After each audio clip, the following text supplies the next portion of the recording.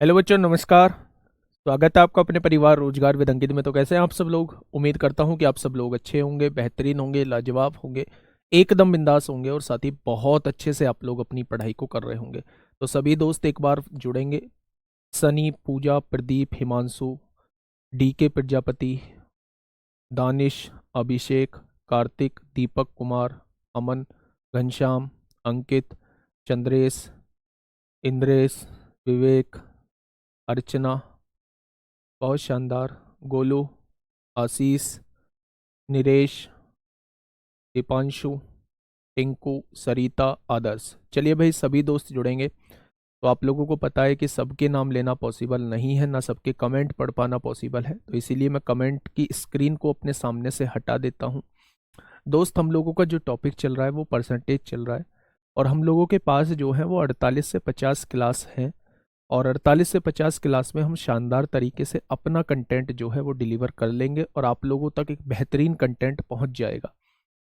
लेकिन ये 48-50 क्लास जो है, ये बड़ा गौर से आप लोगों को देखने की ज़रूरत है। मैं आप लोगों को बस इतना यकीन दिला सकता हूं कि जब आप 48-50 क्लास करने के बाद जब आप एग्ज़ाम हॉल में बैठेंगे, तो मेरे दोस्त ये क्वेश्चन जो है ये आप लोगों को बहुत छोटे नज़र आएंगे।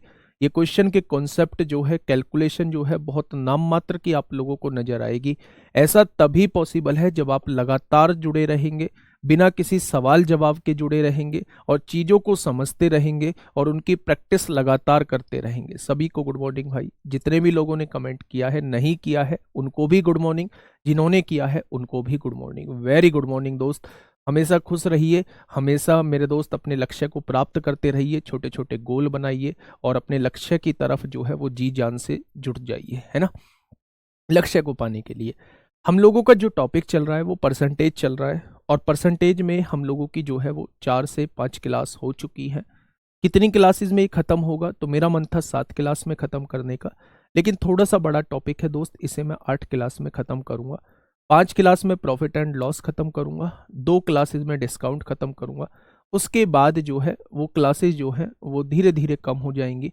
जितने हिसाब से रहेगा उतने हिसाब से हम क्लासेस को कर रहे होंगे। तो एक बार मुझे बस लास्ट क्वेश्चन बता दीजिए कि लास्ट क्वेश्चन हम लोगों ने कौन सा किया था।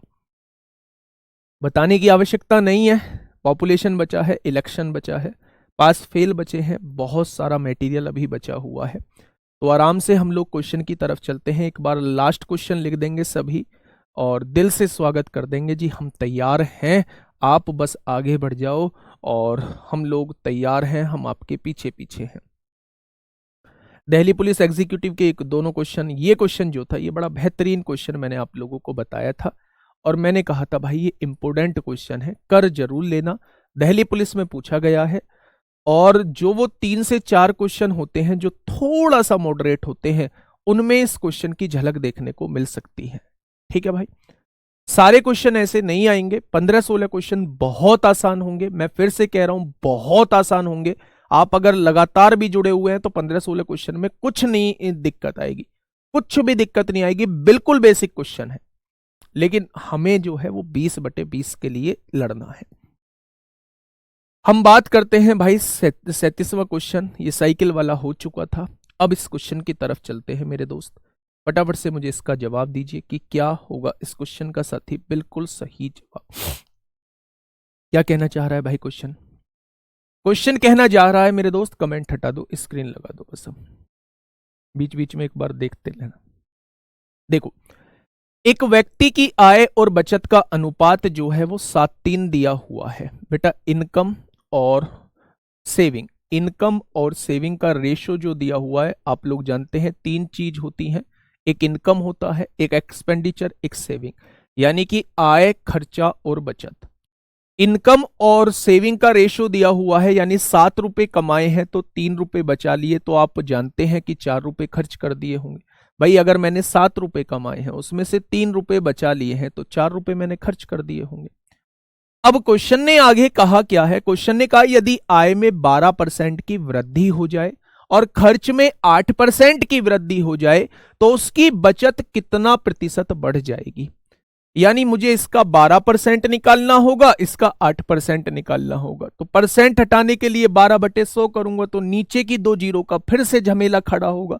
तो उस झमेले को खत्म करने के लिए मैंने क्या किया, यहां 2 जीरो लगा ली, यहां 2 जीरो लगा ली, यहां 2 जीरो लगा ली।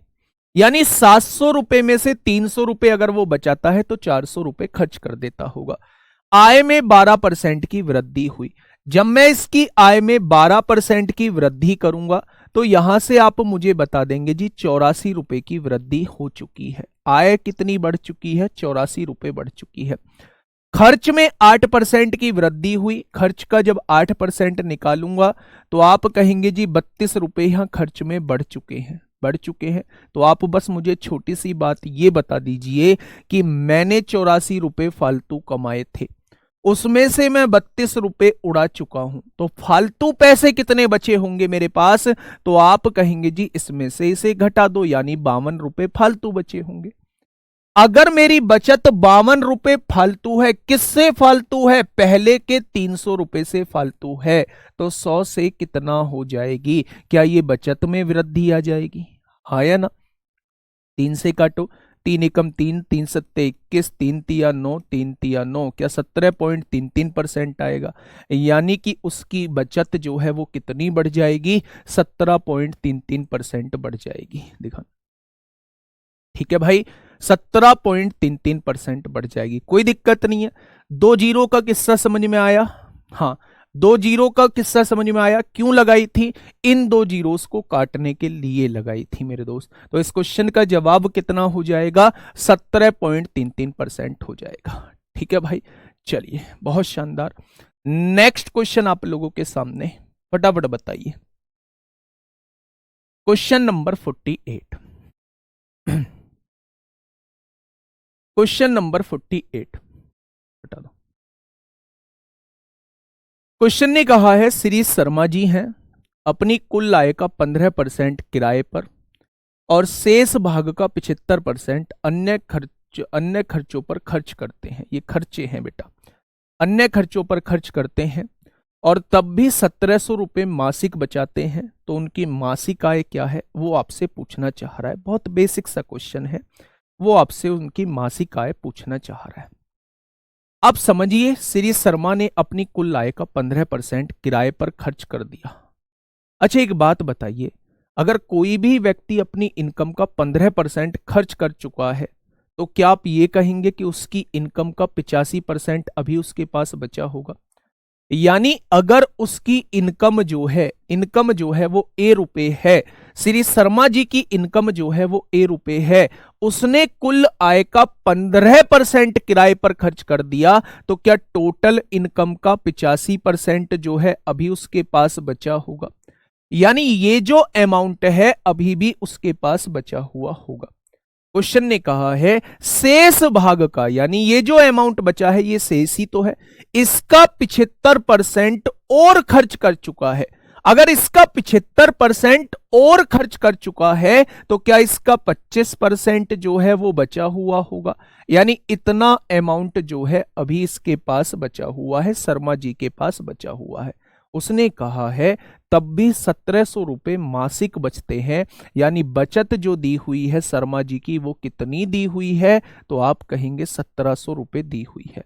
तो आप यहां से सॉल्व करिए, 25 से काटोगे मेरे दोस्त 4 बार कटेगा, तो ए की वैल्यू कितनी हो जाएगी, 1700 उधर लिखा हुआ है, ये भाग में 4 है, उधर जाके गुणा में 4 हो जाएगा, ये भाग में 100 है, उधर जाके गुणा में 100 हो जाएगा, ये 85 गुणा में है, इधर आके भाग में हो जाएगा।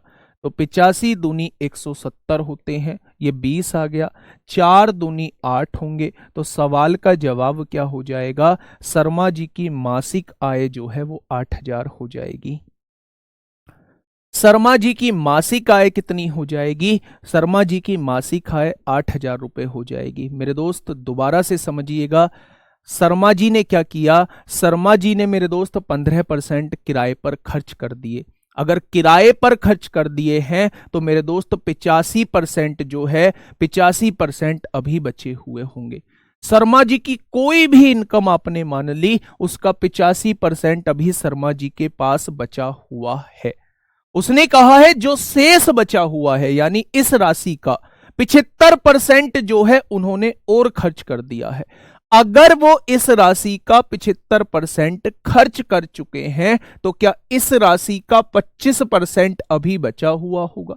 यानी मेरे हिसाब से टोटल जो राशि बची हुई है वो दोस्त इतनी बची हुई है। उसने क्या कहा है, 1700 बचा है। तो यहां से एक की वैल्यू क्या आ जाएगी, शर्मा जी की इनकम जो है वो 8000 आ जाएगी।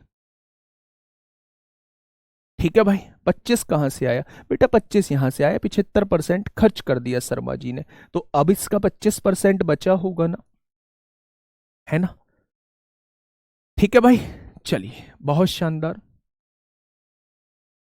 चलिए आगे बढ़ जाते हैं मेरे दोस्त, अगले क्वेश्चन की तरफ हम लोग चल देते हैं। ये रहा मेरे दोस्त अगला क्वेश्चन। क्या कहना चाह रहा है क्वेश्चन, आराम से क्वेश्चन को पढ़िए और फिर मुझे बताइए क्या होगा। हटा दो। देखिए, एसएससी जीडी 17 जनवरी 2023 में पूछा गया है। बढ़िया क्वेश्चन है, जैसा क्वेश्चन मैंने अभी आप लोगों को कराया था ठीक वैसा ही क्वेश्चन मेरे दोस्त ये है आपके सामने। क्वेश्चन ने कहा है कि एक व्यक्ति जो है अपनी मासिक आय का 31% और 9% क्रम से भोजन और कपड़ों पर खर्च करता है। बेटा यहां से यहां तक का क्वेश्चन थोड़ा सा एक बार देखिए। एक व्यक्ति ने क्या किया, अपनी टोटल आय का 31% तो उसने किस पर खर्च कर दिया, भोजन पे खर्च कर दिया, और 9% जो है उसने किस पर खर्च कर दिया, कपड़ों पर खर्च कर दिया।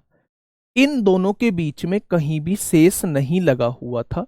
जब दोनों परसेंटेज के बीच में शेष ना लगा हुआ हो तो मेरे दोस्त उन्हें जोड़ दो, यानी टोटल 40% खर्चा जो है वो हो चुका है।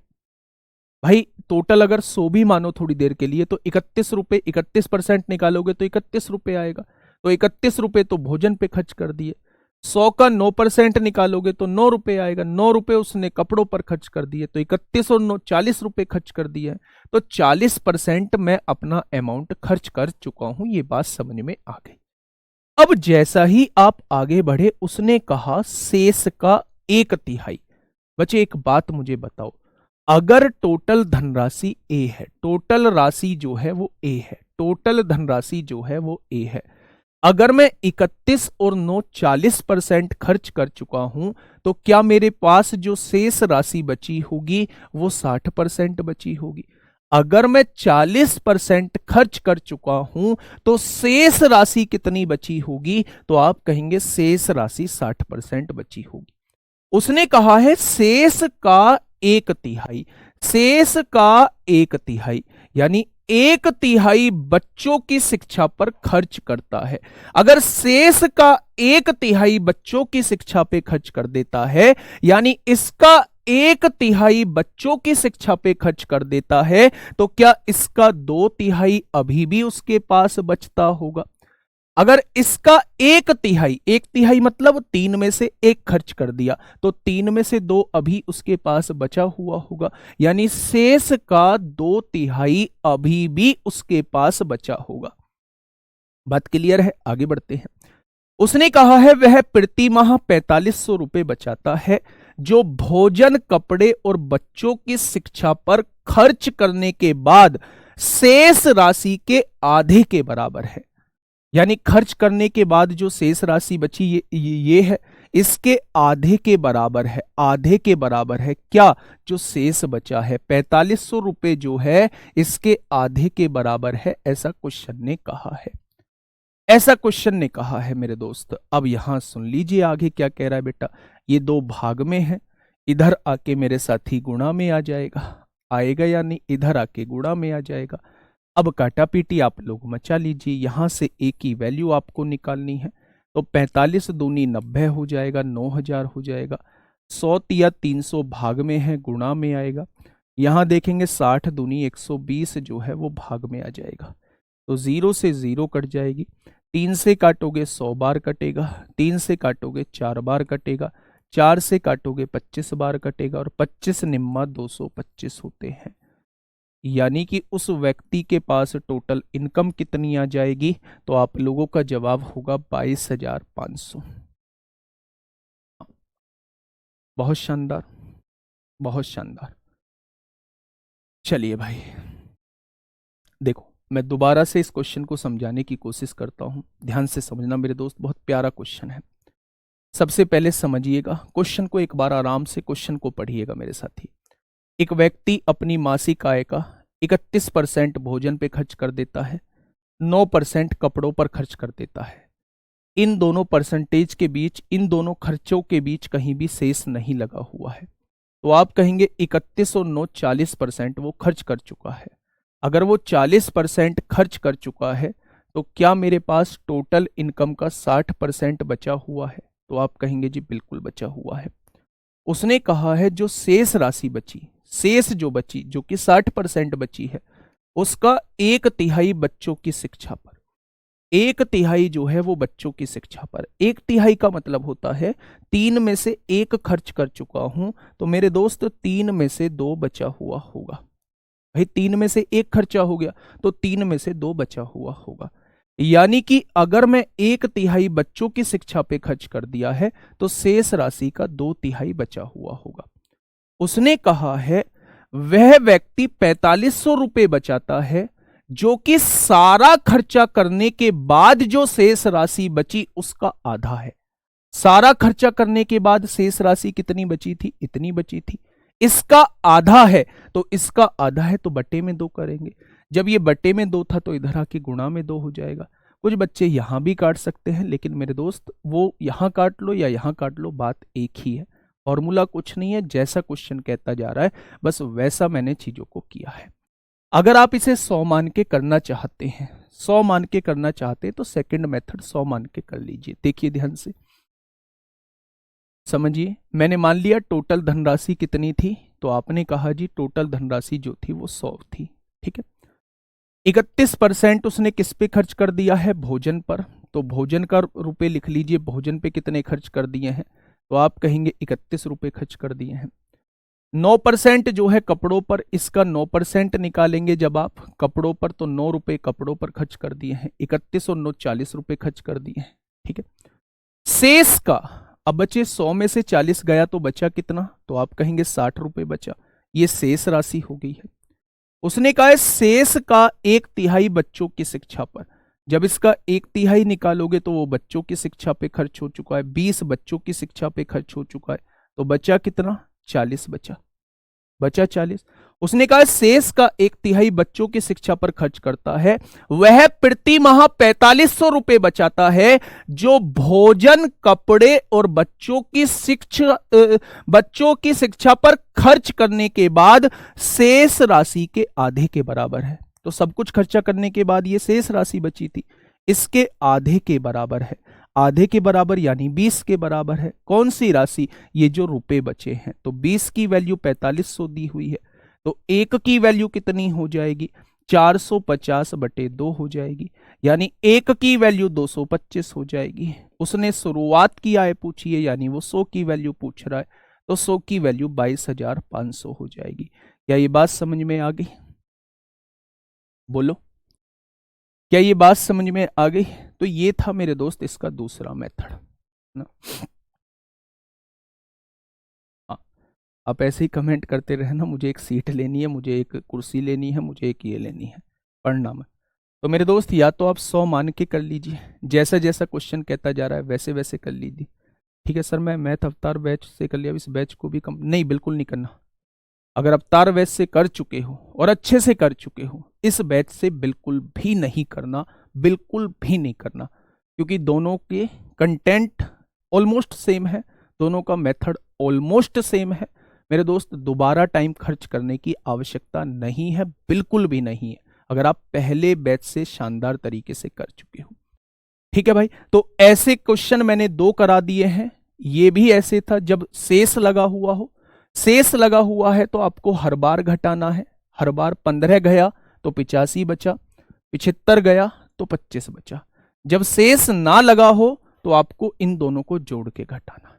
ठीक है भाई, चलिए अब आइए मेरे दोस्त क्वेश्चन नंबर 50 पे। क्वेश्चन नंबर 50 क्या कहता है? आराम से क्वेश्चन को पढ़िएगा, बताइए। जल्दी से बताइए भाई, बेस्ट मत बताओ, जो बेस्ट है उससे कर लो, लिखने की आवश्यकता नहीं है, समय खर्च मत करो, फालतू चीजों में दिमाग मत लगाओ, कोई सा भी बेस्ट हो उससे कर लीजिए। देखो, एक कक्षा में 20% छात्र जो है वो 10 वर्ष से कम आयु के हैं। 20% छात्र जो है मेरे दोस्त, 20% छात्र जो है वो किससे हैं, 10 वर्ष से कम आयु के हैं।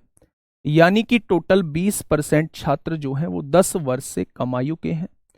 10 वर्ष से अधिक आयु वाले छात्रों की संख्या 10 वर्ष की आयु वाले छात्रों की संख्या का 1/3 है। यदि 10 वर्ष की आयु वाले छात्रों की संख्या 24 है तो कक्षा में कुल कितने छात्र हैं, आप लोगों से यह पूछा गया है। बहुत आसान सी चीज बता रहा हूं मेरे दोस्त, या तो वो बच्चा 10 वर्ष से कम का होगा, या वो बच्चा 10 वर्ष का होगा, या वो बच्चा 10 वर्ष से ज्यादा का होगा। ये तीन ही केस बनेंगे भाई। अगर 10 वर्ष का जिक्र किया हुआ है तो तीन केस बनने वाले हैं। या तो उस बच्चे की आयु 10 वर्ष से कम की होगी तो मैंने ये वाली चीज लिख ली, या उस बच्चे की आयु 10 वर्ष की होगी तो मैंने ये वाली चीज लिख ली, और या उस बच्चे की आयु 10 वर्ष से ज्यादा की होगी तो मैंने ये वाली चीज लिख ली। अब देखो क्वेश्चन को पढ़ते हैं। 20% छात्र जो हैं वो 10 वर्ष से कम आयु के हैं। 20% का मतलब क्या होता है मेरे दोस्त, तो आप कहेंगे 20% का मतलब होता है 1/5।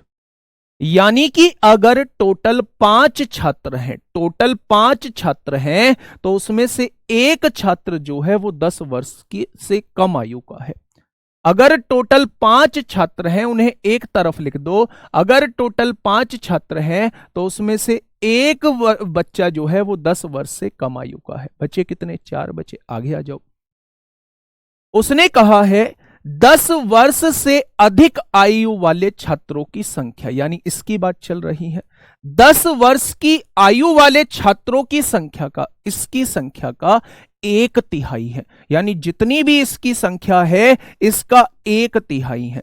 तो क्यों ना हम इसकी वैल्यू इसका ही मल्टीपल मान ले। मैंने मान लिया यहां 3 छात्र हैं, 3 छात्र हैं तो आसानी से 1/3 निकल जाएगा। उसने कहा है कि 10 वर्ष से ज्यादा वाले व्यक्ति की आयु जो, 10 वर्ष से ज्यादा वाले छात्रों की संख्या जो है वो 10 वर्ष की आयु वाले छात्रों की संख्या का 1/3 है। तो जब मैंने इसका 1/3 निकाला तो ये 1 निकल के आया। तो क्या टोटल 5 बच्चों का हिसाब किताब हो चुका है। एक छात्र ऐसा है जो 10 वर्ष से कम का है, 3 छात्र ऐसे हैं जो 10 वर्ष के हैं, और एक छात्र ऐसा है जो 10 वर्ष से अधिक का है। क्वेश्चन ने कहा है यदि 10 वर्ष की आयु वाले छात्रों की संख्या 24 है, मेरे हिसाब से 10 वर्ष की आयु वाले छात्रों की संख्या 3 है, तो क्या 3 की वैल्यू 24 दी हुई है। अगर 3 पार्ट की वैल्यू 24 है तो एक पार्ट की वैल्यू कितनी हो जाएगी, तो आप कहेंगे एक पार्ट की वैल्यू जो है वो 8 हो जाएगी। होगी क्या, तो उसने कहा कक्षा में कुल कितने छात्र थे, यानी वो 5 पार्ट की वैल्यू आपसे पूछना चाह रहा है। कक्षा में कुल 5 छात्र माने हैं तो 5 छात्र की वैल्यू पूछना चाह रहा है। तो इस क्वेश्चन का जवाब कितना हो जाएगा, ऑप्शन नंबर डी हो जाएगा। मैं फिर से बता देता हूं, 20% छात्र जो हैं वो 10 वर्ष से कम आयु के हैं। तो 20% का मतलब होता है 1/5। यानी अगर टोटल 5 हैं तो उसमें से एक ऐसा है जो 10 वर्ष से कम आयु का है। अब बचे 4। उसने कहा है कि 10 वर्ष से अधिक आयु वाले छात्रों की संख्या, यानी इनकी संख्या जो है इसका 1/3 है। तो इसकी वैल्यू ऐसी मान लीजिए जो 3 से कट जाए। मैंने इसकी वैल्यू 3 ही मान ली, तो इसका 1/3 निकालेंगे तो इसकी वैल्यू 1 आ जाएगी। जब मैंने टोटल काउंटिंग की तो टोटल 5 विद्यार्थी आए, यहां भी टोटल 5 ही विद्यार्थी थे। उसने कहा 10 वर्ष की आयु वाले 24 विद्यार्थी हैं, तो 3 की वैल्यू 24 दी है, तो 1 की वैल्यू 24/3 यानी 8 हो जाएगी। टोटल विद्यार्थियों की संख्या पूछा है तो 40 हो जाएगा। क्या ये बात आप लोगों के समझ में आ गई मेरे दोस्त। क्या ये बात मेरी आप लोगों के समझ में आ चुकी, एक बार दिखाना। बहुत शानदार। चलिए,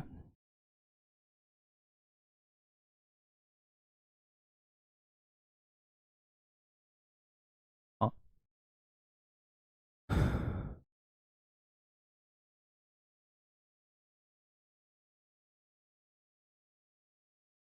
चले भाई आगे। बहुत शानदार, मैंने 2 बार समझा दिया है मेरे दोस्त, एक बेहतरीन से तरीके से मैंने आप लोगों को समझाने की कोशिश की है। नेक्स्ट क्वेश्चन आप लोगों के सामने, क्वेश्चन नंबर 51। हाँ, देखो भाई क्वेश्चन को पढ़ो और बताओ क्या होगा इसका बिल्कुल सही जवाब। आराम से पढ़ना मेरे दोस्त, समझ में क्यों नहीं आएगा ये क्वेश्चन, मतलब समझ में ऐसी क्या बात थी इसे समझने में कि ये समझ में नहीं आए। लो दूसरे तरीके से समझ लो, दूसरे तरीके से पहले क्वेश्चन को समझो क्या है। क्वेश्चन कहना चाह रहा है 80% 20% छात्र जो है वो 10 वर्ष से कम आयु के हैं। ये चीज तो समझ में आ गई कि या तो बच्चा जो होगा वो 10 वर्ष से कम आयु का होगा, या बच्चा जो होगा वो 10 वर्ष का होगा, या बच्चा जो होगा वो 10 वर्ष से ज्यादा का होगा। अगर टोटल आपने 100 बच्चे मान लिए कि टोटल जो है वो 100 बच्चे हैं, कितने बच्चे मान लिए, टोटल जो है आपने 100 बच्चे मान लिए, तो उसने कहा है 20% छात्र जो हैं वो 10 वर्ष से कम आयु के हैं। तो इसका 20% घटा, इसका 20% कितना आएगा, 20 लोग ऐसे हैं जो 10 वर्ष से कम आयु के हैं। आपको ये बात समझ में आ गई। उसने कहा है 10 वर्ष से अधिक आयु वाले छात्रों की संख्या, यानी वो इसकी बात कर रहा है 10 वर्ष की आयु वाले छात्रों की संख्या का, 10 वर्ष की आयु वाले छात्रों की संख्या का 1/3 है। यानी यहां जो वैल्यू हमने मानी है, जो भी वैल्यू हमने मानी है उसका 1/3 दे रखा है। तो यानी अगर मैं यहां से कहूं तो ये कितना हो जाएगा, अगर मैं इसको 3 मानता हूं तो इसका 1/3 निकालोगे तो ये 1 हो जाएगा। यानी कि अगर यहां 3 छात्र होते हैं, अगर यहां 3 छात्र होते हैं तो यहां जो है 1 छात्र हो जाएगा। 10 वर्ष से अधिक आयु वाले छात्रों की संख्या जो है वो 10 वर्ष वाले छात्रों की संख्या का 1/3 है। तो इसका 1/3 है, तो इसे 3 मानता हूं तो ये 1 आ जाएगा। अगर मेरे पास टोटल 100 बच्चे थे और यहां 20 बच्चे हो चुके हैं, तो क्या इन दोनों को जोड़ के 80 होना चाहिए, होना चाहिए या नहीं? तो आप कहेंगे बिल्कुल होना चाहिए। क्या मेरे हिसाब से जो है ये 4 बैठ रहे हैं? तो आप कहेंगे बिल्कुल बैठ रहे हैं। 4 बराबर क्या हो जाएगा, 80 के हो जाएगा। भाई 20 छात्र तो यहां हो चुके हैं, बचने चाहिए 80, इन दोनों को मिला के 80 होने चाहिए। तो मेरे हिसाब से 4 बैठ रहे हैं, 4 बराबर 80, तो 1 बराबर कितना हो जाएगा, 20 के हो जाएगा। हो गया नहीं? तो 3 बराबर 60 के हो जाएगा और 1 बराबर 40 के, 1 बराबर किसके हो गया मेरे दोस्तों, 20 के हो जाएगा। तो उसने क्या कहा है, उसने क्या कहा है, तो कक्षा में कुल कितने छात्र हैं? ओहो ये गलत हो गया, ऐसे नहीं होगा बेटा, हमने इसमें टोटल छात्र मान लिए हैं। हाँ देखो ये गलत हुआ है, यहां देखो टोटल, यहां एक चीज समझ के चलो, इसमें गलत माना है हम लोगों ने। छात्रों की संख्या 10 वर्ष की आयु वाले छात्रों की संख्या का 1/3 है।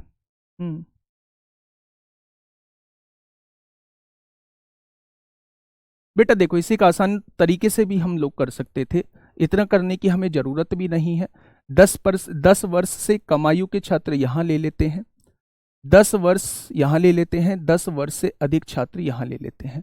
अब पहले लास्ट से शुरुआत करो। यदि 10 वर्ष की आयु वाले छात्रों की संख्या 24 है, 10 वर्ष की आयु वाले छात्रों की संख्या कितनी दी है, 24 दी है।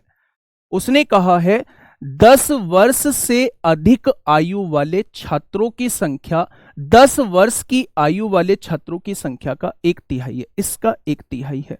तो 24 का जब आप 1/3 निकालेंगे तो आप लोगों को समझ में आएगा कि ये वाली वैल्यू जो है वो 8 दी हुई है, दी हुई है क्या? उसने कहा है 20% छात्र 10 वर्ष से कम आयु के हैं। ये कितने परसेंट छात्र हो गए, 20% हो गए। अगर यहां 20% की काउंटिंग हो चुकी है तो ये कितने परसेंट छात्र होंगे, 80% छात्र होंगे, होंगे या नहीं? आप ऐसे क्वेश्चन को कर लो। 80% छात्रों की वैल्यू क्या दी हुई है, 80% छात्रों की वैल्यू 32 दी हुई है। टोटल होते हैं 100% छात्र, तो 1% की वैल्यू कितनी आएगी, 32/80 आ जाएगी। तो 100% की कितनी आएगी, ये टोटल छात्र आ जाएंगे। आप ऐसे भी कर सकते हो, काटिए यहां से, 16 दूनी 32 होगा, 16 पंजे 80 होगा, 5 से काटिए 20 बार, क्या ये 40 आ जाएगा? तो या तो आप इस मेथड से कर लो या इससे पहले वाला मेथड मैंने बताया उससे कर लीजिए, ठीक है? हाँ, इंग्लिश में क्वेश्चन को मत पढ़ना, कन्वर्जन दिया हुआ है, हो सकता है मिस्टेक हो। मैं फिर से आप लोगों को कह रहा हूं, तीन तरीके के केस लेने हैं, 10 वर्ष से कम, 10 वर्ष, 10 वर्ष से ज्यादा। उसने कहा है कि यदि 10 वर्ष की आयु वाले छात्रों की संख्या 24 है और इसका 1/3 जो है वो 10 वर्ष से ज्यादा वाले हैं, तो इसका 1/3 निकालोगे 8 आएगा। 20% छात्र ये हो चुके हैं तो ये 80% होंगे। 80% की वैल्यू 32 दे रखी है तो 100% की वैल्यू 40 आ जाएगी। ठीक है, नेक्स्ट 51 क्वेश्चन पढ़िए आप। एसएससी जीडी में आया हुआ क्वेश्चन है, फटाफट मुझे बताइए क्या होगा इस क्वेश्चन का बिल्कुल सही जवाब। कर दो, बताइए क्या होगा इस क्वेश्चन का बिल्कुल सही जवाब। दो तरीके समझाए हैं, दोनों तरीके में से कौन सा भी यूज कर लेना। क्वेश्चन ने कहा है श्री राम ने अपने पास मौजूद धन का 60% अपनी पत्नी को दे दिया, यानी जितना भी उसके पास धन था 60% किसको दे दिया, अपनी पत्नी को दे दिया। आगे बढ़ते हैं। उसने अपने 3 बच्चों को भी बराबर बराबर राशि दी। 3 बच्चे हैं, उनको भी बराबर बराबर राशि दी है, यानी प्रत्येक को अपनी पत्नी को देने के बाद शेष राशि का 20% मिला। अपनी पत्नी को देने के बाद शेष राशि का 20% मिला। अब बची हुई राशि का 3/5वां हिस्सा विविध मदों पर खर्च कर दिया। जो भी राशि शेष बची है उसका 3/5 जो है वो अपने खर्चे पर खर्च कर दिया है। शेष 9600 रुपए बैंक में जमा किए। तो श्री राम ने अपनी पत्नी को कितने पैसे दिए, क्वेश्चन ये पूछना चाह रहा है। ठीक है, पढ़िए आराम से क्वेश्चन।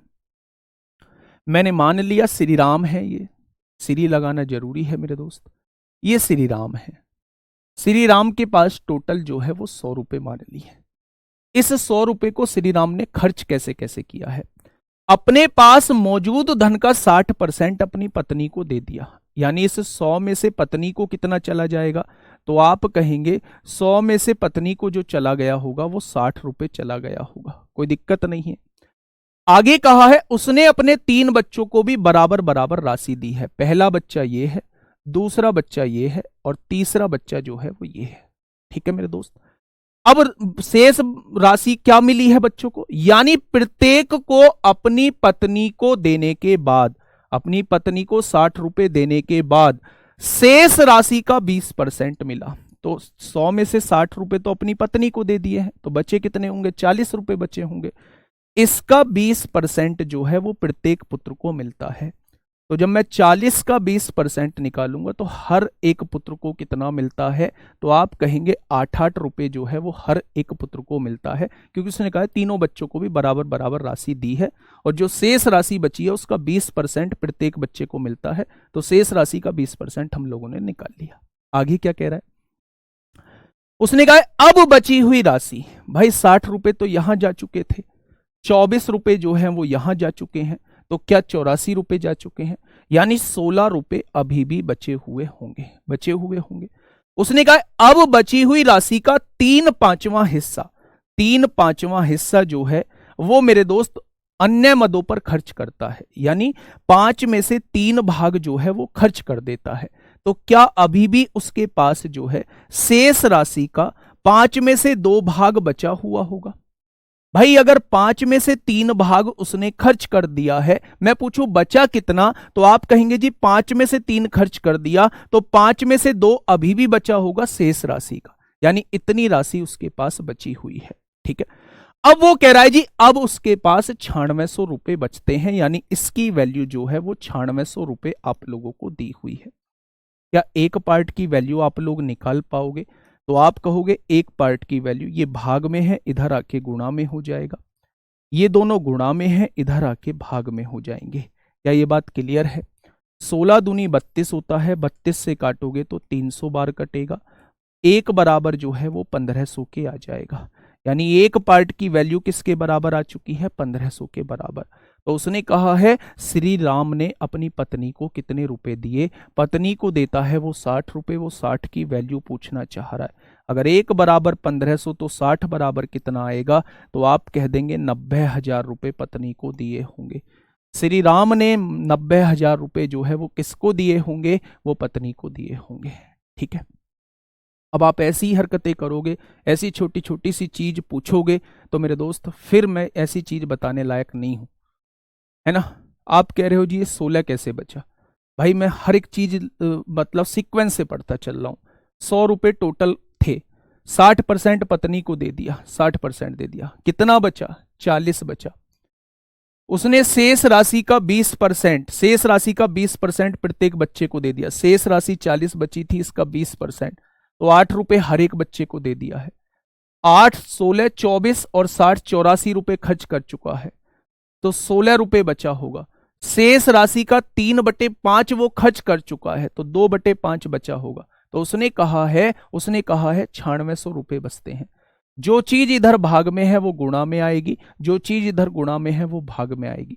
एक की वैल्यू जो है वो आपने 1500 निकाल दी, तो पत्नी को मिलने वाली राशि 60 की वैल्यू वो आपसे पूछना चाह रहा है। ठीक है, बदल दो। चलिए क्वेश्चन नंबर 52। Question number 52। अब मैं आप लोगों को एक नया कॉन्सेप्ट बताने की कोशिश करता हूं। यहां से शुरू होते हैं इनकम और कंजप्शन बेस्ड क्वेश्चन, यानी आय और खपत पर आधारित प्रश्न। ठीक है बच्चे, आप लोग अच्छे से जानते होंगे जब भी किसी चीज का मूल्य बढ़ता है तो उसकी खपत जो है वो अपने आप कम हो जाती है। यानी अगर किसी भी चीज के मूल्य में बढ़ोतरी होगी तो खपत कम हो जाएगी, और मूल्य में अगर कमी हुई तो खपत बढ़ जाएगी। ठीक है, एग्जाम्पल के तौर पे आप किसी भी ऐसी चीज को ले लो, मान लो आप केले खाते हैं और केले जो है अभी फिलहाल में 50 रुपए दर्जन है, तो आप कोशिश करेंगे कि जब भी कहीं रिश्तेदारी में जाएं या आप भी खाते हैं तो आप 1 दर्जन, 2 दर्जन, 3 दर्जन ले आएंगे, क्योंकि केले की कीमत जो है वो कम है। लेकिन बाई चांस केले जो है वो 150 रुपए किलो, 150 रुपए दर्जन हो गए, तो क्या आप केले की मात्रा इतनी ला पाएंगे? आप कहेंगे जी पहले 3 दर्जन इस्तेमाल करता था, ठीक है अब 6 केले से काम चला लूंगा। यानी कहीं ना कहीं मूल्य बढ़ने से आपने अपनी मात्रा को घटा दिया, और कहीं ना कहीं जब मूल्य घट जाता है तो आप मात्रा को बढ़ा लेते हैं। तो बस मैं ये कहना चाह रहा हूं कि अगर कोई आपसे मूल्य और मात्रा में रिलेशन पूछे, कभी भी कोई आपसे प्राइस और कंजप्शन में रिलेशन पूछे, तो आप कहना दोनों में रिलेशन जो होता है वो इनवर्सली प्रोपोर्शनल का होता है। अगर किसी भी चीज का मूल्य बढ़ता है तो मात्रा घटेगी, और किसी भी चीज का मूल्य घटता है तो मात्रा बढ़ेगी। ये होता है इसमें रिलेशन। तो जब भी आप लोगों के पास ऐसा क्वेश्चन आता है कि इस वस्तु में इतने प्रतिशत की वृद्धि हो गई या इतने प्रतिशत की कमी हो गई मूल्य में, तो इसकी खपत में कितनी प्रतिशत की वृद्धि या कमी करनी चाहिए ताकि उसके खर्च पर कोई असर ना पड़े, तो ऐसे केस में आप लोग मूल्य का रेशो निकाल लेना। उसी का उल्टा जो होता है वो मात्रा का रेशो होता है। ठीक है, जैसे अगर मैं क्वेश्चन की बात करता हूं, क्वेश्चन नंबर 52 क्या कहता है? क्वेश्चन ने कहा है यदि चाय की कीमत में 15% की वृद्धि हुई, यानी चाय की कीमत में 15% की वृद्धि हुई है। चाय की कीमत पहले अगर 100 रुपए थी, चाय की कीमत पहले अगर 100 रुपए थी, तो कितने की वृद्धि होगी मेरे दोस्त? 15% की वृद्धि होगी, यानी चाय की कीमत अब कितनी होगी? होगी 115 रुपए होगी 15% की वृद्धि। उसने कहा एक परिवार को चाय की खपत में कितने प्रतिशत की कमी करनी चाहिए ताकि खर्च समान रहे। यानी वो अपना खर्च नहीं बदलना चाहता, वो अपना खर्च जो है वो पहले जितना ही रखना चाहता है। अगर वो अपना खर्च पहले जितना ही रखना चाहता है तो क्या इसको घटाना होगा? वो बस आपसे यही पूछना चाह रहा है कि कितने प्रतिशत घटाना होगा। तो भाई 115 में से क्या घटा दूं कि मैं पुराने खर्चे पर पहुंच जाऊं? तो आप कहेंगे 15 घटाना होगा। किससे घटाना होगा? आप कहेंगे 115 से घटाना होगा। तो 100 से कितना हो जाएगा? ये हो जाएगा खपत में कमी। अगर आपका मूल्य बढ़ा है तो खपत में होने वाली कमी क्या हो जाएगी? वो मेरे दोस्त ये हो जाएगी। तो अगर यहां से क्वेश्चन को सॉल्व करते हैं, 5 तिया 15 होंगे, 5 से काटोगे 23 बार कटेगा, क्या ये 300/23 आ जाएगा? आएगा या नहीं? तो यहां से देखेंगे 23 से कम 23 होगा, कितने बचेंगे? 7, 70, 23 तिया 69, यानी 13 सही 1/3% की कमी। अगर आपके मूल्य में 15% की वृद्धि होती है तो आपको अपने खर्च, आपको अपनी खपत को 13 सही 1/23% कम करना होगा, तब जाके आपका खर्चा जो रहेगा वो पहले जैसा रहेगा। ये बात समझ में आ गई? दोबारा से समझो, पहला क्वेश्चन है दूसरे टाइप का। जब भी ये कहे कि 15% की वृद्धि हुई है कीमत में, तो आप ये अच्छे से समझ गए कि 100 से बढ़ के 115 हो गई होगी। लेकिन आगे उसने एक लाइन बोली है, एक परिवार को चाय की खपत में कितने प्रतिशत कमी करनी चाहिए ताकि खर्च जो है वो समान रहे। यानी कि वो मेरे दोस्त खर्चे को 100 ही रखना चाहता है, तो बेटा इसको घटाना होगा। कितना घटाना होगा? तो आप कहोगे इसको 15 घटाना होगा। किससे घटाना होगा? तो आप कहेंगे 115 से घटाना होगा। तो 100 से कितना हो जाएगा? तो ये आ जाएगी मेरे दोस्त खपत में कितने प्रतिशत की कमी होगी। तो आप कहेंगे 13 सही 1/23% की कमी हो जाएगी। ठीक है मेरे दोस्त, चलिए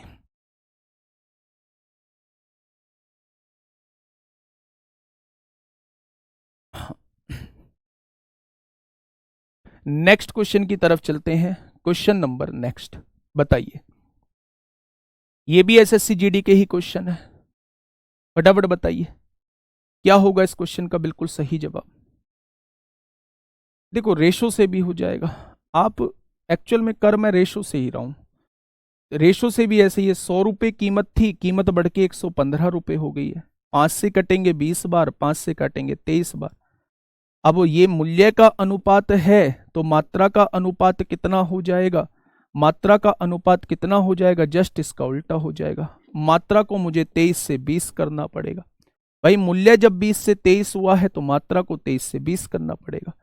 कितनी घटानी पड़ेगी? 3। किससे घटानी पड़ेगी? 23 से। तो 100 से कितनी हो जाएगी? तो यहां से भी यही आंसर आएगा। ये रेशो मेथड था, ये अपना ट्रेडिशनल है, ये भी रेशो, लेकिन करने का तरीका थोड़ा सा डिफरेंट हो गया। ठीक है, चलिए फटाफट इसका आंसर मुझे बताइए, क्या होगा इस क्वेश्चन का बिल्कुल सही जवाब, बताइए। क्वेश्चन ने ये कहा है चीनी की कीमत 30% बढ़ जाती है। चीनी की कीमत कितनी है? मूल्य की बात करते हैं मेरे दोस्त, मूल्य की बात करते हैं। चीनी की कीमत जो है वो 30% बढ़ जाती है। 30% बढ़ने का मतलब क्या है? क्या 30% की फ्रैक्शन जो है वो 3/10 होती है? यानी 10 से 3 बढ़ के कितनी हो जाती है? मूल्य जो है वो 30% बढ़ गया, तो 10 से 3 बढ़ के 13 हो गया। उसने कहा है खर्च केवल 10% बढ़ता है, तो कितने प्रतिशत खपत जो है वो कम करनी होगी। तो अगर आप लोग देखो, इसमें यहां हमें क्या करना था? यहां हमें खर्च को बराबर रखना था, लेकिन यहां क्या करना है? खर्च को भी बढ़ाना है, लेकिन उतना नहीं बढ़ाना जितना क्वेश्चन ने कहा है। तो इसका एक आसान सा तरीका मैं आप लोगों को दोस्त बताता हूं, बहुत आसान, एक ही लाइन में क्वेश्चन होगा। मान लो 100 रुपए मेरा पहले खर्चा होता था, अब 30% कीमत बढ़ गई, तो क्या कीमत जो है वो 130 रुपए हो गई होगी? यानी अब मेरा खर्चा जो होगा वो 130 का होगा, लेकिन मैं चाहता हूं मेरा खर्चा केवल 10% बढ़े, यानी 100 से 10% बढ़ के मेरा खर्चा केवल और केवल 110 हो जाए। तो भाई खर्चा तो 130 का हो रहा है, आप चाहते हो खर्चा 110 का हो, तो इसको तो घटाना होगा। अगर मैं आपसे पूछूं भाई कितना घटाना होगा, तो आप कहेंगे 20 घटाना होगा। मैं पूछूं किससे घटाना होगा, तो आप कहेंगे 130 से घटाना होगा। तो 100 से कितना हो जाएगा? बहुत आसान सा तरीका दोस्त मैंने आपको बताया है, 200/13% की कमी करनी होगी। और 200/13% जो होता है, 13 एकम 13, कितना बचेगा? 7, 60 हो जाए, 13 पंजे 65, 15 सही 5/13% की कमी करनी होगी। यानी कि ऑप्शन नंबर 2 इस क्वेश्चन का जवाब हो जाएगा। मूल्य कितना था? 100 रुपए, कीमत कितनी बढ़ गई? 30%, तो कितनी हो गई? 130 हो गई। लेकिन क्या मैं 130 करना चाहता हूं? आपने कहा नहीं करना चाहते, आप तो केवल 10% बढ़ाना चाह रहे हैं खर्चा, यानी आप तो केवल 110 खर्चा करना चाह रहे हैं। तो मेरे दोस्त इसको घटाना होगा ना। मैं यहां पहुंच चुका हूं, लेकिन एक्चुअल में मुझे यहां आना है, तो मुझे इसे घटाना होगा। कितना घटाना होगा? तो आप कहेंगे 20 घटाना होगा। किससे घटाना होगा? तो आप कहेंगे 130 से घटाना होगा। तो 100 से कितना हो जाएगा? यानी आपको अपनी खपत को 15 सही 5/13% कम करना होगा। ठीक है, बिल्कुल ऐसा ही तरीका जो है वो मैंने पहले भी आपको बताया था। बताइए इसका जवाब। ये CHSL में आप लोगों से पूछ लिया है, क्या होगा इस क्वेश्चन का साथी बिल्कुल सही जवाब। क्वेश्चन ने कहा है एक वस्तु की कीमत में 28% की वृद्धि होती है। क्या 28% की वृद्धि का मतलब आप लोग मुझे समझाओगे? आप कहोगे जी अगर पहले आपका खर्चा 100 रुपए था, 28% कीमत बढ़ चुकी है, तो अब आपका खर्चा जो है वो 128 होने वाला है। कितना होने वाला है? 128 होने वाला है। 28% खर्चा बढ़ने वाला है।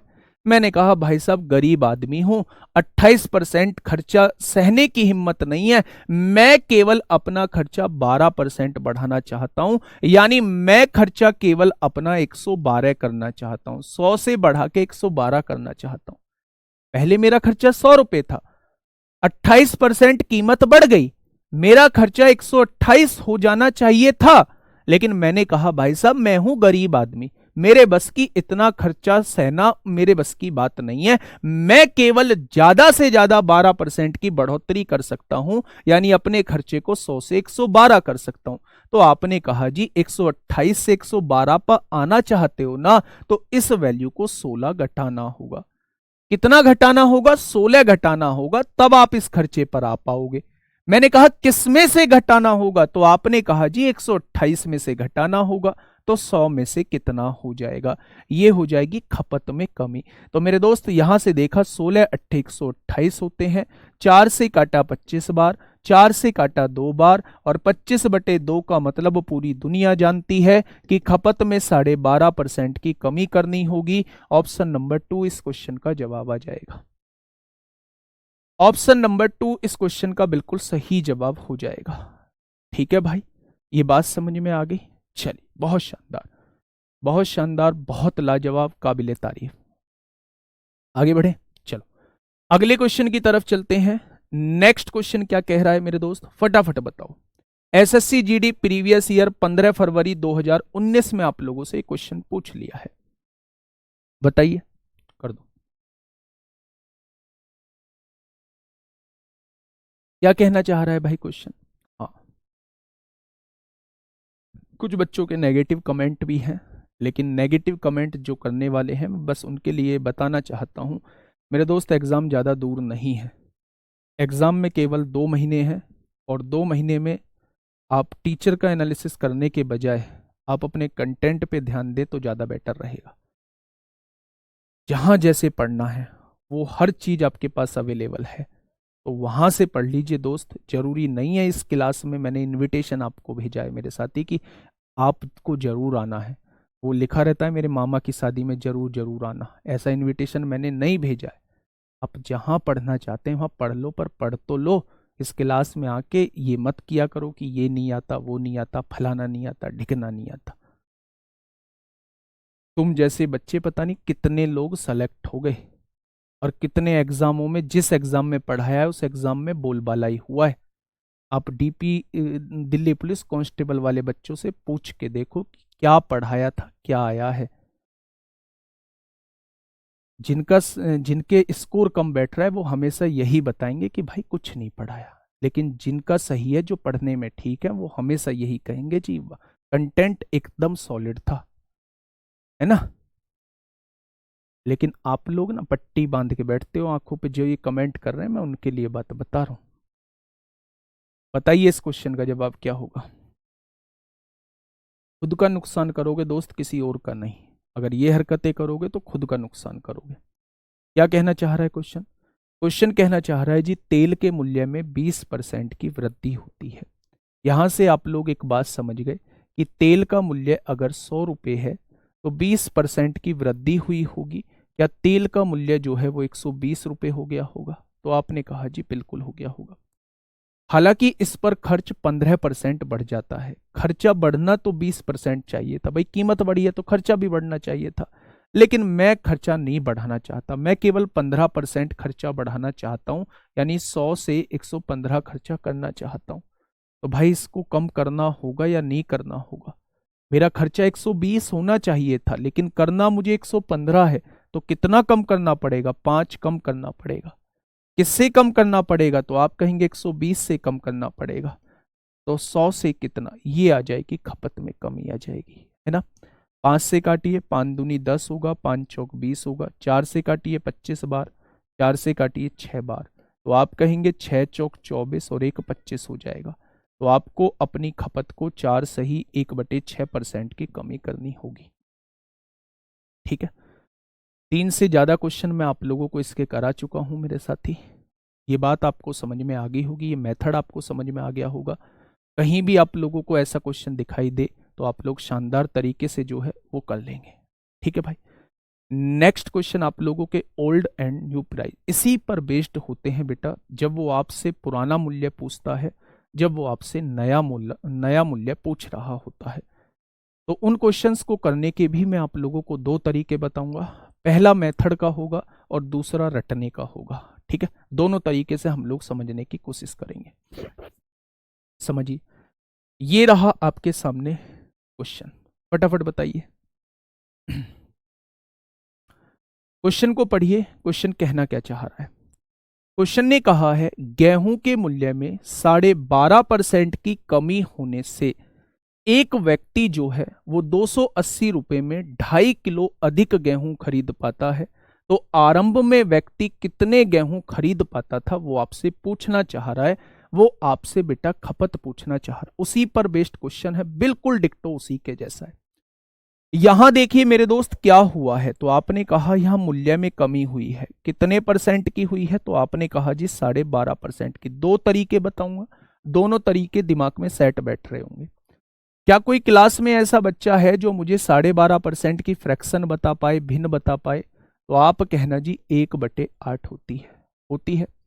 यानी कि मूल्य की अगर मैं बात करता हूं तो 12.5% की कमी हुई है। यानी अगर पहले मूल्य 8 था तो अब मूल्य 1 घट के अब कितना हो जाएगा?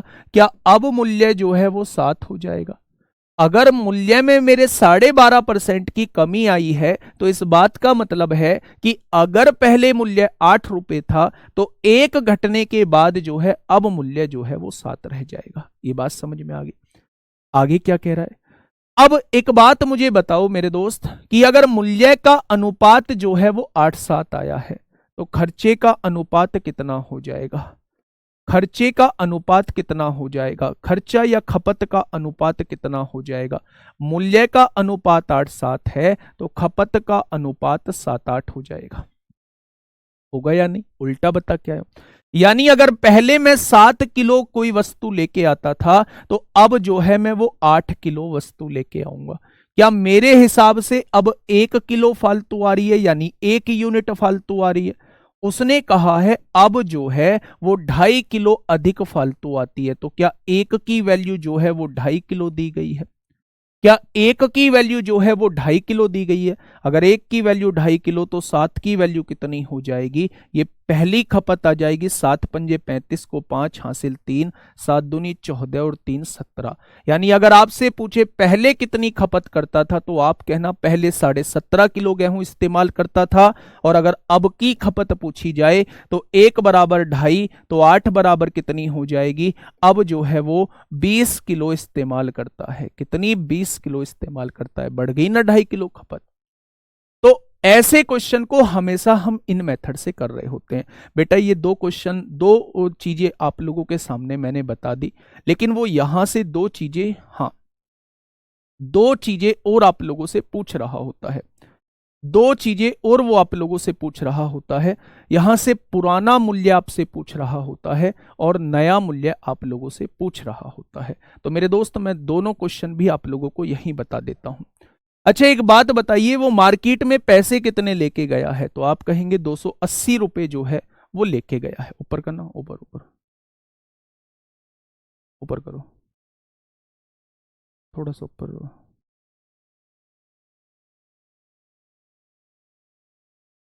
बस बस। खपत मतलब कंजप्शन, कितना यूज किया। ठीक है, चलो लगा दो। अब मेरे दोस्त 2 क्वेश्चन और यहां से समझना। मैंने ये कहा है कि भाई वो मार्केट में रुपए कितने लेके गया है, तो आपने कहा वो 280 रुपए मार्केट में लेके गया है। 280 रुपए में पहले कितने गेहूं आ जाते थे? तो आप कहेंगे 17.5 किलो। तो 1 किलो गेहूं की कीमत कितनी आ जाएगी? तो ये आपके सामने पुराना मूल्य आ जाएगा। ये आपके सामने पुराना मूल्य आ जाएगा। यानी 280 बटे 280 बटे 17.5 इस क्वेश्चन का जवाब आ जाएगा। अगर वो आपसे नया मूल्य पूछता है, बेटा मैं यहाँ 4 क्वेश्चन करा रहा हूं, कभी ये कहने लगो जी ये तो बहुत बड़ा हो गया, बड़ा कुछ नहीं है, मैं आपको यहाँ 4 क्वेश्चन क्लियर करा रहा हूं। वो 280 रुपये मार्केट में लेके गया था, 280 रुपये, और उसका अब जो चीनी आती है, अब जो गेहूं आता है वो 20 किलो आता है, तो अब मूल्य जो है वो 24 रुपये हो चुका है। पहले मूल्य कितना था, पॉइंट हटाइए, जीरो बढ़ाइए, 25 सत्ते 125 एकम 25 होगा, 3 बचेंगे, 25 एकम 25 दूनी 50 होगा, 25 सत्ते 175 होगा, 7 एकम 7 7 छिंग 42। पहले मूल्य 16 रुपये रहा होगा, अब मूल्य 24 रुपये हो गया होगा। पहले वाली खपत 17.5 किलो है, अब वाली खपत जो है वो 20 किलो है, तो 280 बटे 20 ये 14 आएगा बेटा, 24 नहीं है 14 आएगा।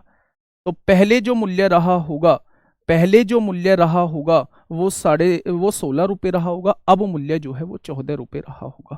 ठीक है, दोबारा से समझ लीजिए, ऐसे जो है वो 2-4 क्वेश्चन आएंगे, वो आपको करने पड़ेंगे दोस्त। मैं चारों क्वेश्चन एक में क्लियर कर चुका हूं। क्वेश्चन ने कहा है गेहूं के मूल्य में 12.5% की कमी होने से एक व्यक्ति 280 रुपये में 2.5 किलो गेहूं अधिक खरीद पाता है। यानी कि मेरे दोस्त जब 12.5% की कमी हो जाती है तो वो 2.5 किलो गेहूं अधिक खरीद पाता है इस कमी होने की वजह से। तो आरंभ में व्यक्ति कितने गेहूं खरीद पाता था, यानी शुरुआती खपत वो आपसे पूछना चाह रहा है। तो जब भी ऐसा क्वेश्चन हो तो 12.5% की आप लोगों ने फ्रैक्शन बनाई, वो 1/8 आ गई।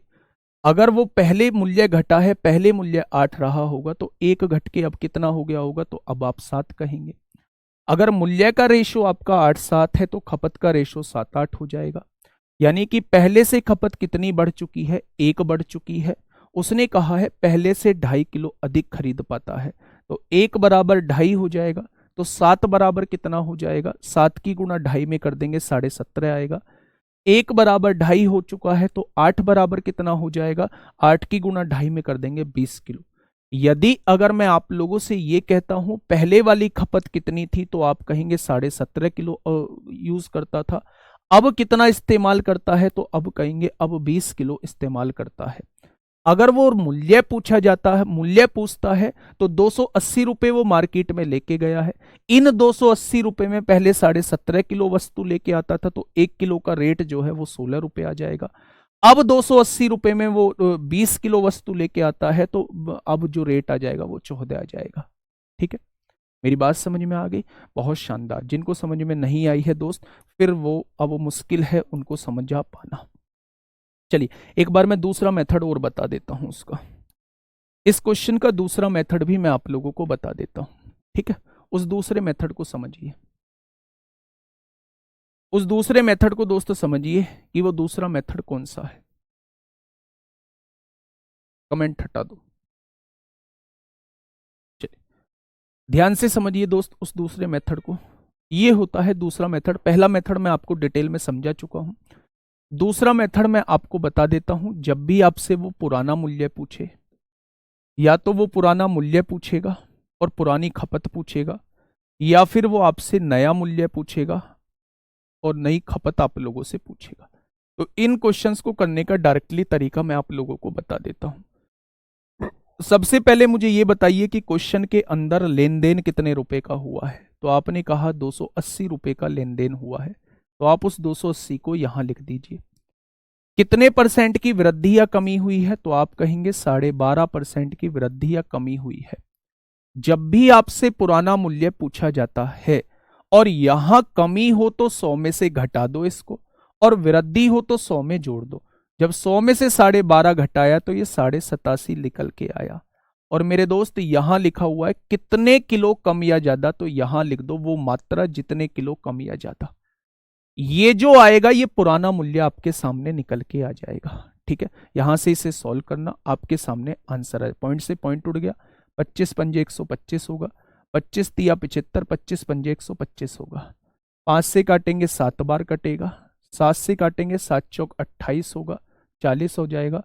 पॉइंट हटाइए, 0 बढ़ाइए, 25 एकम 25 होगा, 15 बचेगा, 25 छिक्का 150। क्या पहला रेट जो है वो 16 रुपये आया था?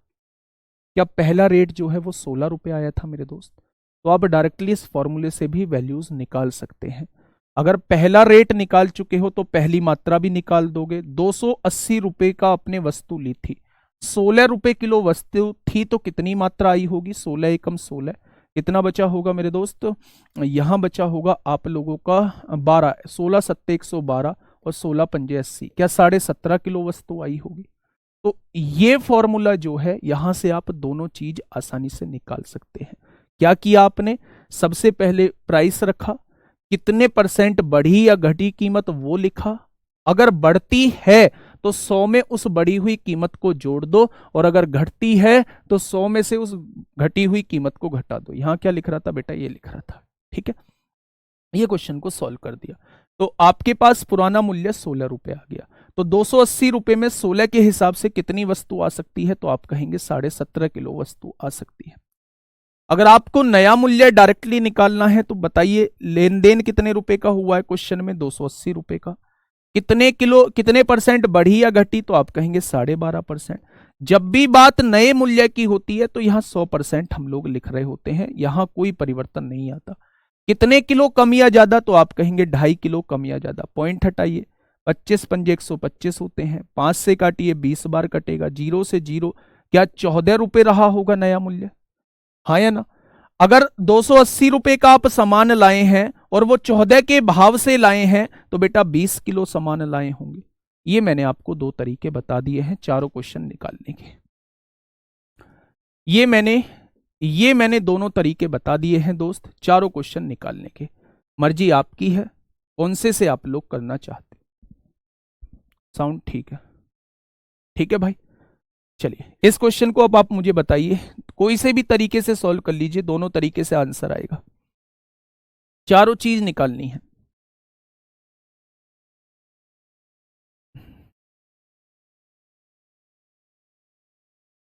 भाई वो क्वेश्चन में देगा, नया पूछा है या पुराना पूछा है। चावल की घटी हुई लगभग कीमत, यानी घटने के बाद की कीमत, तो नई कीमत आपसे पूछना चाह रहा है। चावल की घटी हुई कीमत पूछना चाह रहा है तो नई कीमत पूछना चाह रहा है।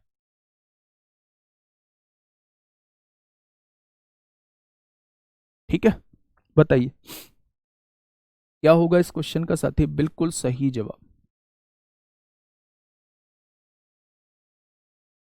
क्वेश्चन ने कहा है, यदि चावल की कीमत में 18% की कमी आने से एक गृहिणी 1876 रुपए में 5 किलो अधिक चावल खरीद सकती है, तो चावल की घटी हुई लगभग कीमत क्या है? घटी हुई मतलब घटने के बाद की कीमत पूछ रहा है, यानी वो आपसे नई कीमत पूछना चाह रहा है।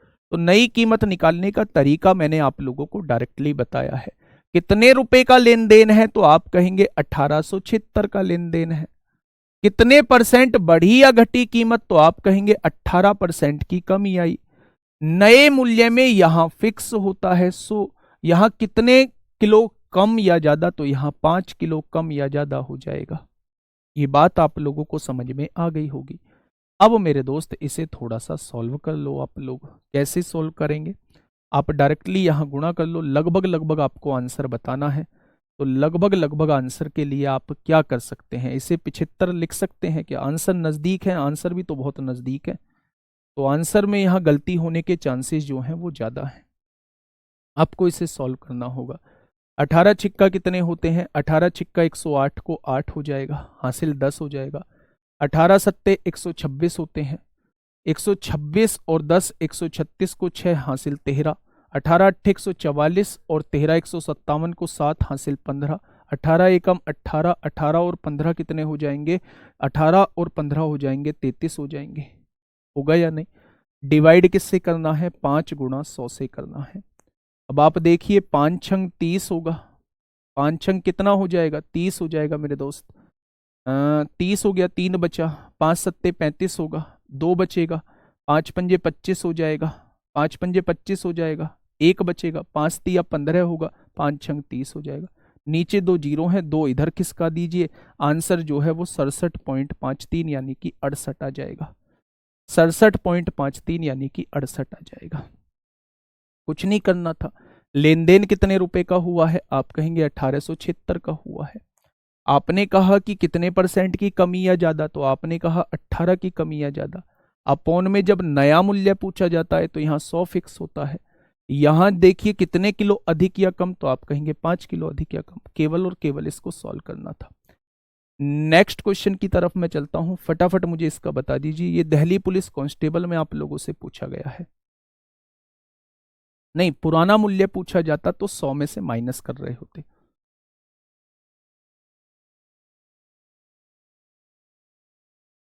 बताइए क्या होगा इस क्वेश्चन का बिल्कुल सही जवाब। बेटा देखो, अगर मैं इसका जो है वो पुराना वाला रेट निकाल रहा होता, पुराना रेट, तो फिर कमी होती तो 100 में से माइनस करता। यहां देखो ना, अगर पुराना मूल्य निकाला है तो ही 12.5 को माइनस करके लिखा है। नए मूल्य में यहां फिक्स होता है 100। इस क्वेश्चन को बताइए क्या होगा इस क्वेश्चन का बिल्कुल सही जवाब। क्वेश्चन ने कहा है प्रति किलो चीनी की कीमत में 25% की कमी के कारण कमी हुई है। राधा 1200 रुपए में 10 किलो अधिक खरीद पाती है। चीनी का वास्तविक मूल्य प्रति किलो क्या है? वास्तविक मूल्य, what is the actual price of sugar पर केजी। शुरुआती एक्चुअल पूछ रहा है भाई, एक्चुअल क्या है? शुरुआती मूल्य। वास्तविक पूछा जाए तो वो आपसे शुरुआत वाला पूछना चाह रहा है। तो लेन देन कितने रुपए का हुआ है? 1200 रुपए का हुआ है। कितने परसेंट कमी या वृद्धि हुई है? तो आप कहेंगे 10 किलो अधिक। कमी कितने की हुई है? 25% की कमी हुई है। अगर शुरुआत वाला पूछना चाह रहा है और कमी हुई है तो 100 में से 25 घटा देंगे, 75 आ जाएगा। कितने किलो कम या ज्यादा? 10 किलो कम या ज्यादा आ रहा है। तो 25 से काटिए, 25 तिया 75 होंगे। 3 से काटिए, 3 चौक 12, 400 हो जाएगा। 0 से 0 कट जाएगा। आंसर जो है वो 40 आ जाएगा। आएगा क्या? आप नया मूल्य और बता दीजिए मुझे, इसका नया मूल्य कितना होगा फटाफट। नया मूल्य कैसे निकालेंगे? लेन देन कितने रुपए का हुआ है? 1200 का। कितने परसेंट कमी या ज्यादा? तो 25% की कमी हुई है। अगर नया मूल्य पूछ रहा है तो यहां 100 फिक्स होता है। कितने किलो कम या अधिक? तो आप कहेंगे 10 किलो अधिक। तो 2 जीरो से 2 जीरो कट जाएंगी। 5 पंजे 25 होता है, 5 दूनी 10, 2 छिक्का 12 है। तो नया मूल्य जो है वो 30 हो जाएगा। अगर पुराना मूल्य पूछे तो 40 होगा, नया मूल्य पूछे तो 30 होगा। और मैंने कहा है वास्तविक मूल्य कहे या मूल मूल्य कहे तो आप लोगों को शुरुआती मूल्य निकालना होगा। आंसर क्या आ जाएगा? 40 आ जाएगा। ठीक है, ये क्वेश्चन जो है आप लोगों के लिए होमवर्क है। ये क्वेश्चन आप लोगों के लिए होमवर्क है मेरे दोस्त। ठीक है, तो कैसी लगी क्लास जरूर बताइएगा और जेन्युइन रिप्लाई किया करो, जेन्युइन बताया करो दोस्त। ऐसा नहीं है कि आपने कोशिश ही नहीं की और फिर आप टीचर पे ब्लेम करने लगे, है ना। बड़ी मेहनत से पढ़ाता हूँ आप लोगों को और बहुत स्लो इसलिए भी चल रहा हूँ कि मैं एक एक बच्चे को सेटिस्फाई कर पाऊँ, जो कि पॉसिबल नहीं है। इतने बड़े लेवल पे पॉसिबल नहीं है हर एक बच्चे को सेटिस्फाई करना। बहुत सारे बच्चे होंगे जो सेटिस्फाई नहीं होंगे, लेकिन मैं बस उनके लिए एक ही बात कहना चाहूँगा मेरे दोस्त, आप मुझे मत देखो इस टाइम, आप ये देखो कि आपको चीज़ें समझ में आ रही है या नहीं। अगर नहीं आ रही हैं आपको, कोई और टीचर से आ रही हैं, चाहे वो दीपक भाटी सर हैं चाहे वो अंकित सर हैं, आप वहां से चीज़ों को कर लो। लेकिन मेरे दोस्त अब आप ये समझिए कि टाइम नहीं है अब एक्सपेरिमेंट करने का, अब आपको ये चीज पढ़नी होंगी। ठीक है भाई, चलिए फिर मिलते हैं कल एक बेहतरीन क्लास के साथ। कल जो है पॉपुलेशन और हमारा जो डेप्रिसिएशन होता है वो टॉपिक रहेगा, परसों इलेक्शन रहेगा। ठीक है दोस्त, ओके, टाटा बाय बाय।